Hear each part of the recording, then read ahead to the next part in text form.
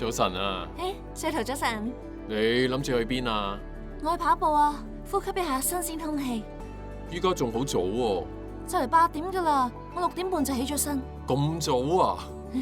早睡早起係受我阿爸影響。我係隻貓頭鷹嚟，夜瞓夜起身都係受我阿爸影響。你有冇發現啊？我哋嘅生活習慣好似好受父母嘅影響。係啊，我發現同一個人相處嘅時間長咗，就會越嚟越似佢。所以有句諺語係咁講：近朱者赤，近墨者黑。點樣啊？聽朝6點半同唔同我去跑步啊？唔好啦，我都係做隻貓頭鷹算啦。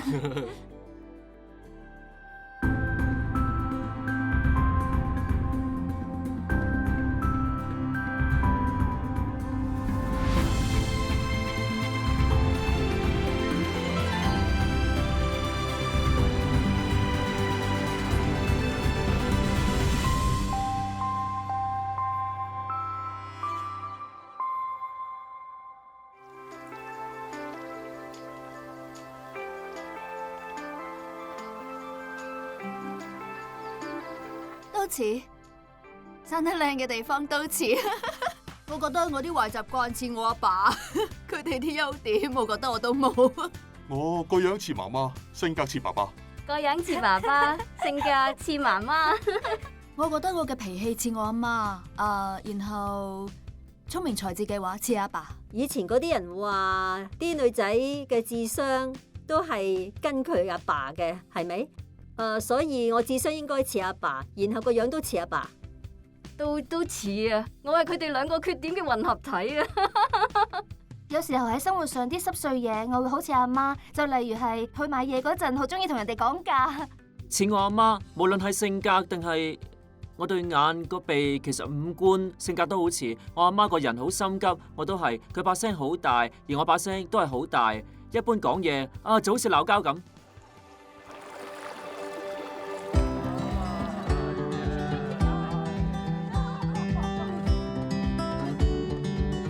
有一次，耶穌同一個叫尼哥底母嘅宗教領袖傾偈。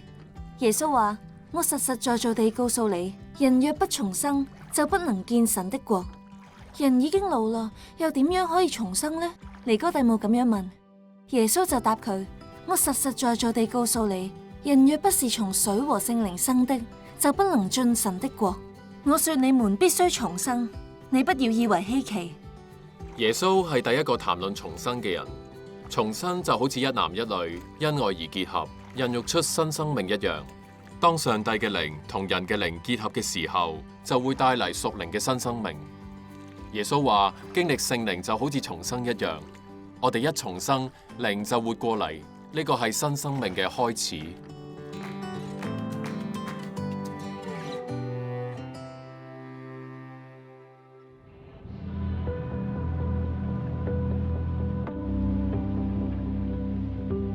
喺我嘅人生裏面，有18年都喺監獄嗰度度過，都係因為販毒嘅關係。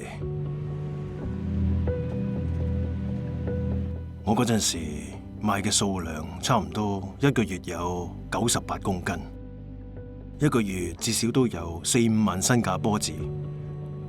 雖然嗰陣時周圍嘅人都好羨慕我有咁樣嘅生活，但係冇一個人知道我嗰陣生活得好厭倦。因為我每一日起身都係同毒品有關，我除咗瞓覺，無時無刻都係喺度吸毒。其實我被捕嘅時候，我就知道我會被判死刑，但係好神奇，我最後只係被判咗19年半。法官當時話：我俾你一個機會重新做人。喺監獄裏面，囚犯都要上輔導班，我揀咗上基督教嘅輔導班，就係因為呢個原因，我接觸到聖經。當我讀到一段喺羅馬書保羅講嘅說話，佢話立志行善由得我，行出來由不得我。哇！我讀到呢個時候，我真係覺得點解呢個人咁明白我呢？呢個耶穌基督，我要認識佢多啲。我就翻入間房，好誠心咁向上帝做一個禱告。我同上帝講，我要真心去改變，求你幫助我。之後我慢慢喺心入面就開始有力量去克服嗰啲邪念諗法。之後慢慢咁，我心入邊就有咗平安，所以我知道，我揾到答案啦。以前我係一個毒販，我所做嘅嘢都係為咗自己而傷害其他人。但係今日我信咗耶穌，我所做嘅嘢都係好有意義嘅事，因為我每日都係靠住上帝嘅力量喺度幫助周圍嘅人去揾人生嘅意義。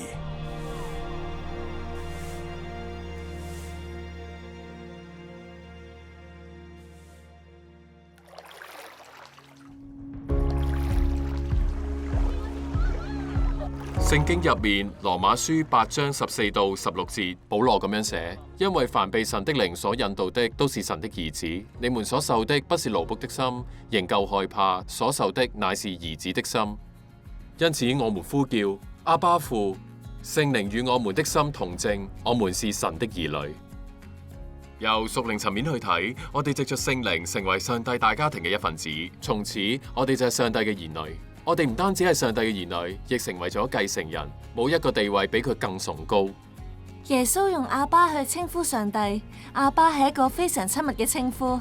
更奇妙嘅係，耶穌話你都可以稱呼上帝做阿爸，你都可以同上帝呢位慈父建立親密嘅父親同子女嘅關係。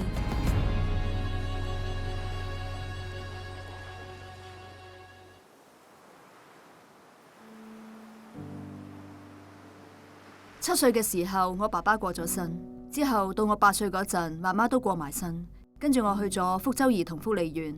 我前後一共去咗8、9個家庭。我而家嘅養父同埋我嘅養母，仲有我2個哥哥，佢哋成日都會出去旅行，但係唔知道點解唔會帶埋我。有一次我見到佢哋就嚟要走嗰陣，我就問佢哋去邊，唔知點解我爸爸唔答我，我就追問。之後佢俾我問到覺得煩，佢就話因為你唔係我親生嘅。嗰句說話好似一把劍咁刺入我心入面。我後來先至開始明白，嗰種感覺就係我無論點樣努力都唔會有用，都係會被遺棄。細個嘅呢啲經歷令我成為一個非常敏感同埋自卑嘅人。當其他人鬧我嘅時候，笑我嘅時候，話我係冇人要嘅細路，我表面扮冇嘢，但係其實內心係傷得好緊要。我中學畢業嘅時候，識咗一位香港嘅基督徒陳叔叔。有一次佢好偶然咁問我：你覺得呢啲所有嘅經歷都係咁啱得咁巧？嗰就係我第一次開始去思考我嘅人生。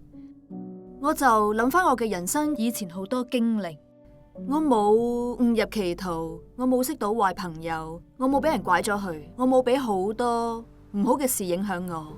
我覺得呢一切如果冇上天嘅保護同埋帶領嘅話，係冇可能發生。大概2個月之後，我經歷咗聖靈嘅感動。我當時覺得神嘅存在好真實，所以當有人問我你願唔願意接受耶穌嘅時候，我就話我願意。之後同一日我就接受咗洗禮。喺受洗嘅過程當中，我嗰陣一直不停喊，嗰種感覺好似心入面有個窗打開咗，另外可以入嚟。我覺得好安全，好被愛，令我知道我唔再係冇人要嘅孤兒，我係上帝嘅女。我喺天上有位父親，佢非常非常愛我，而且佢好有能力。我呢一世佢都會引領我，帶領我。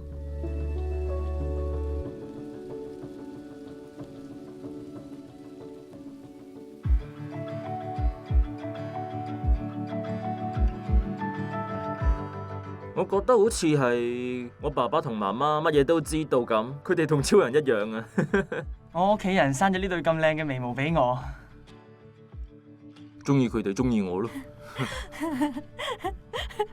咁如果唔中意你呢？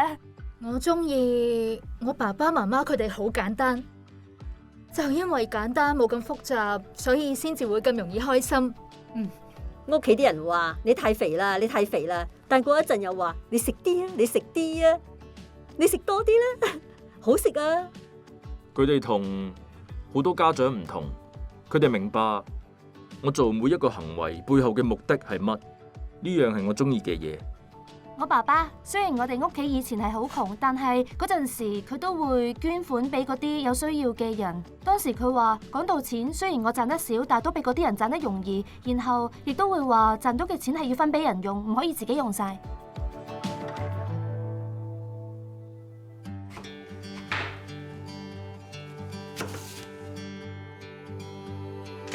你咪話同一個人相處時間耐咗，就會越嚟越似佢嘅。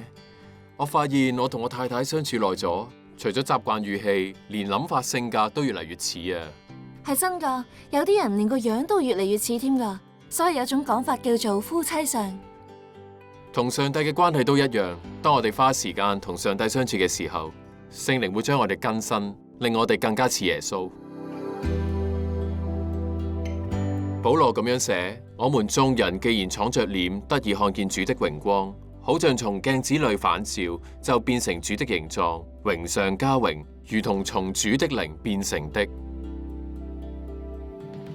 聖靈會慢慢塑造我哋嘅品格，令我哋越嚟越似耶穌。聖靈所結出嘅果實就係仁愛、喜樂、和平、忍耐、恩慈、良善、信實、溫柔同節制。呢啲係耶穌嘅部分性格特徵。當聖靈喺我哋嘅生命工作嗰陣，我哋就會越嚟越似耶穌，都會具備呢啲特徵。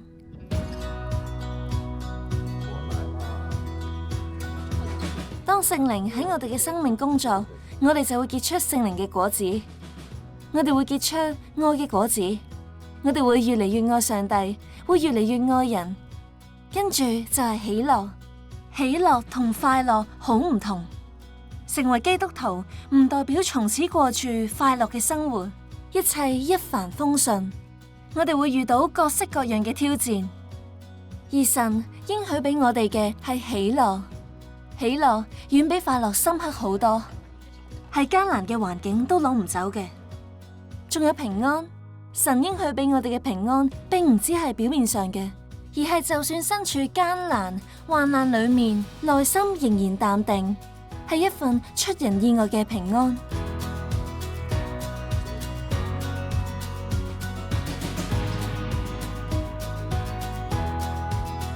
除此之外，聖靈仲會賜俾我哋合一嘅心。以弗所書第4章話：竭力保守聖靈所賜合而為一的心。身體只有一個，聖靈只有一個，正如你們蒙召，同有一個指望，一主，一信，一洗。一神，就是眾人的父，超乎眾人之上，觀乎眾人之中，也住在眾人之內。如果信耶穌，就係基督徒，就係主內嘅弟兄姊妹，我哋就好似一家人喺主裏面合而為一。我要彈琴歌唱，歌頌你名，因為你大作為真奇妙，全地要當揚聲，訴說你的榮耀。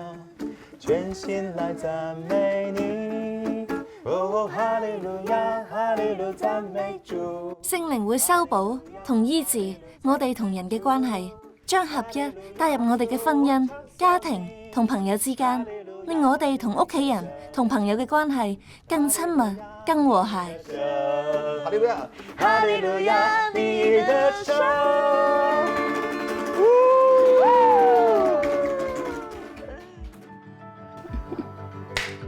我第一次聽啟發周末營嘅時候，仲以為係一個團隊建立嘅活動。我有啲怕醜，所以有好多顧慮，因為我真係唔知點樣同人哋打交道。我以前係唔相信上帝嘅，週末要我去參加一啲咁嘅活動，我會覺得好奇怪。當時我喺度諗，橫掂係星期六，我都冇乜嘢做，所以我咪去咯，同埋可能可以識到啲朋友。我第一次聽到啟發週末營嘅時候，就好想去參加。我想喺裏面認識到更多唔同嘅人。週末營係一個非常好嘅經歷，我覺得係每個人都值得去為一個週末體驗下。去咗啟發周末營之後，我先至發現上帝係真係愛我㗎。真係好好嘅體驗。所有人聚埋一齊為我禱告，我覺得好溫暖，有被關心、被愛嘅感覺。雖然係第一次見面，但係我哋互相為對方祈禱，我哋攬埋一齊去喊。結束嘅時候，有人為我祈禱，所以我就覺得特別開心，特別放鬆。呢個週末營可以令你更好咁去了解你生命嘅意義同目的。上帝透過好多波折令我學習咗好多功課。完咗之後，我覺得我負起嘅擔子完全咁樣放咗落嚟。我好開心，我將我呢次經歷分享咗俾好多人，我嘅好姊妹、我嘅父母同埋所有我聯絡到嘅人。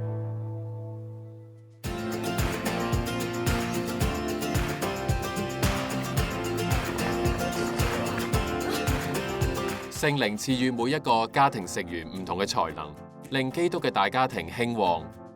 哥林多前書12章7到11節，保羅咁樣寫：聖靈顯在各人身上，是叫人得益處。這人蒙聖靈賜他智慧的言語，那人也蒙這位聖靈賜他知識的言語。又有一人蒙這位聖靈賜他信心，還有一人蒙這位聖靈賜他醫病的恩賜。又叫一人能行異能，又叫一人能作先知，又叫一人能辨別諸靈，又叫一人能說方言，又叫一人能翻方言。呢啲一切都係同一位聖靈嘅工作，係佢按照自己嘅意思分賜俾每個人。我哋每個人都擁有恩賜，當我哋用自己嘅恩賜互相配合嗰陣，教會就會充滿活力。